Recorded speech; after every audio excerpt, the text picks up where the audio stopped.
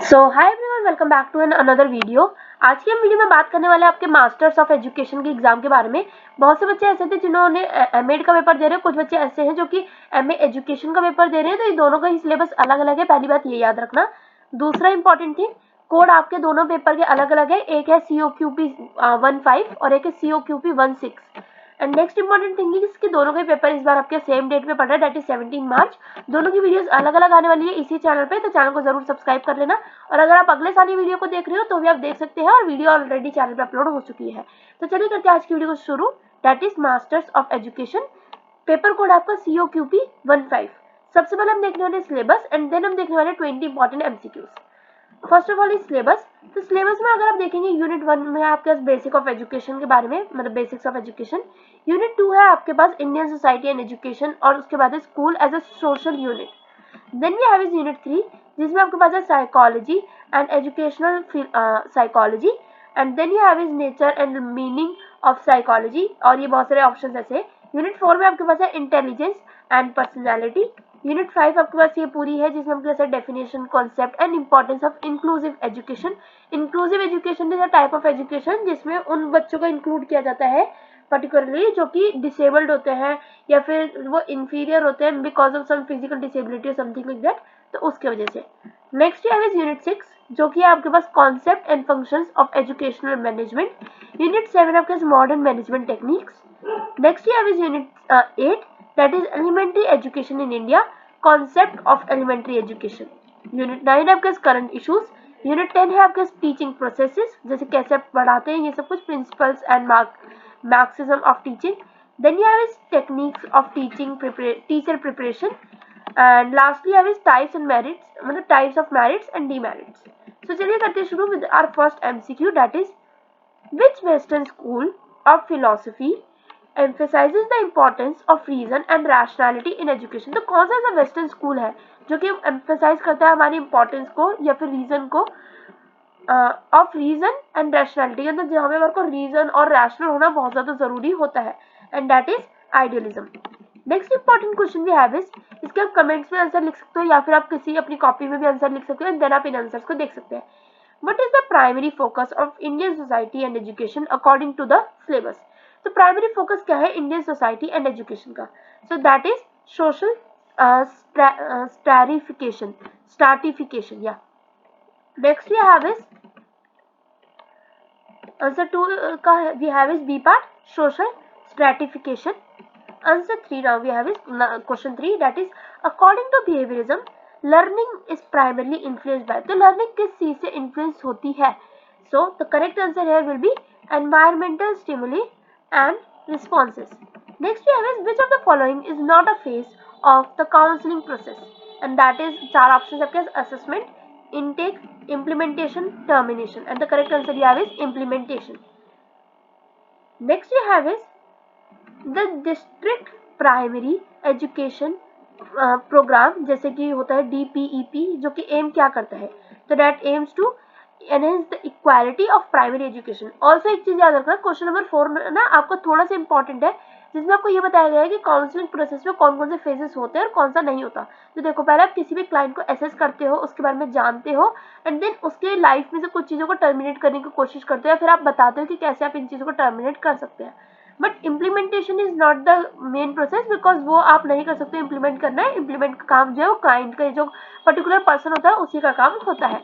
Next है which act in education, जो कि गारंटी करता है right to education for all children between the age of 6 to 14 years, and the correct answer here will be right to education act. Right to education act किस year में आया था? थोड़ा सा अगर ये निकाल सको आप गूगल से तो वो भी निकाल देना, और अगर कमेंट्स में डाल सको तो वो भी डाल देना, ताकि और बच्चों की हेल्प हो सके। नेक्स्ट है माइक्रो टीचिंग इन्वॉल्व्स, तो माइक्रो टीचिंग किस चीज क्या क्या इन्वॉल्व करती है? And that is simulating real teaching situations. Next है which teaching principle emphasize the importance of using a variety of instructional strategies, जहाँ पे आपके instructions use होते हैं to meet diverse learner needs. So the correct answer here will be one second.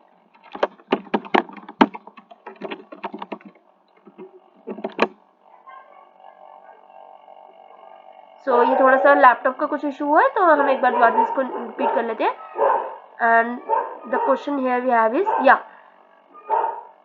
which teaching principle emphasizes the importance of using a variety of instructional strategies to meet diverse learners' needs, and that is differentiation.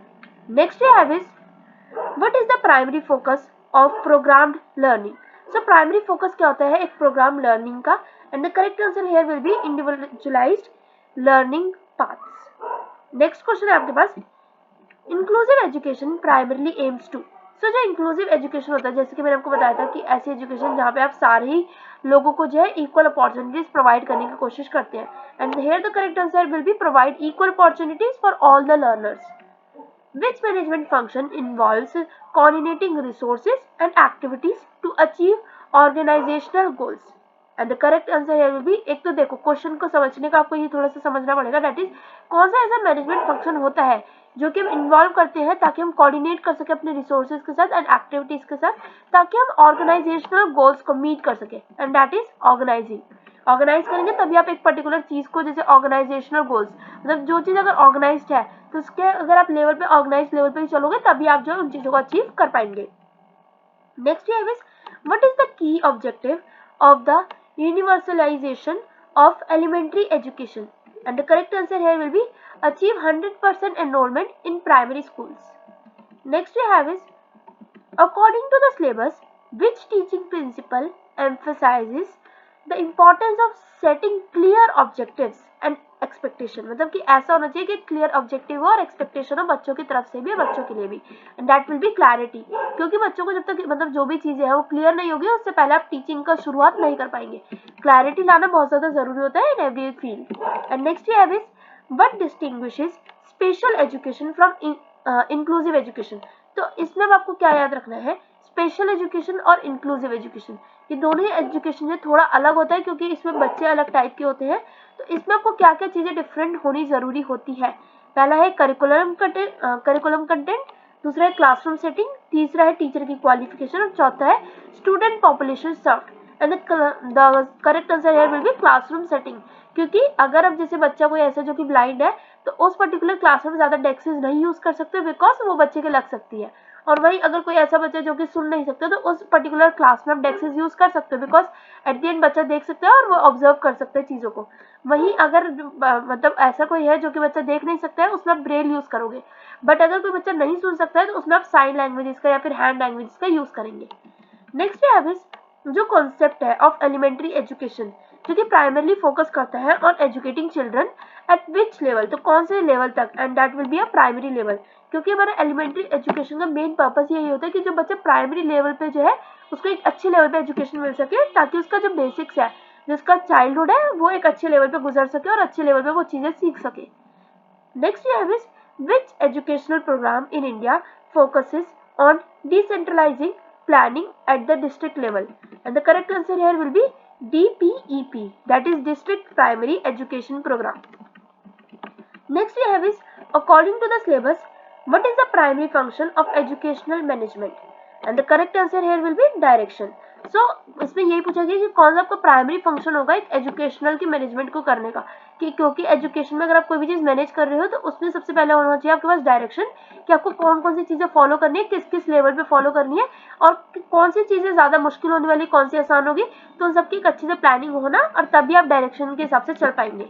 Next we have is, which management technique emphasizes continuous improvement and adaptation to changing circumstances. Here the correct answer will be total quality management, that is TQM. Next we have is the concept of learning by doing. ये बहुत important concept है, ये आपसे paper में बहुत सारे paper में आगे भी पूछा जा सकता है आपके, और ये आपके आगे सिलेबस में भी होने वाला है ये. So the learning by doing is closely associated with which educational philosophy. मतलब कि ऐसी कौन सी वो है, मतलब जो हमारी क्या कह सकते हैं फिलोसफी है जिसमें ये बोला जाता है कि कोई भी चीज जब आप करोगे तभी आप चीजें सीख पाते हो. मतलब कि कहते हैं ना कि फिजिकली अगर आप चीजों को करोगे तभी आप चीजों को सीख पाओगे, and that will be pragmatism. So इसका आप नाम याद रख सकते हैं. एंड लास्ट क्वेश्चन जो कि मैंने आपको बोला था कि ये एक बोनस क्वेश्चन होता है, इसका आंसर आपको खुद बताना है, that is what is the primary focus of phases of the counselling process. The primary phase क्या होता है, प्राइमरी फोकस क्या होता है हमारे काउंसलिंग प्रोसेस का, तो ये आपको बताना है। इसके करेक्ट ऑप्शंस मतलब ऑप्शंस आपके 4 रहेंगे, that is evaluation, intervention, exploration and termination. So इसका आपको एक इंपॉर्टेंट जो फेज है वो आपको बताना है, जो कि प्राइमरी फेज है। सो इसी के साथ करते हैं आज की वीडियो को एंड।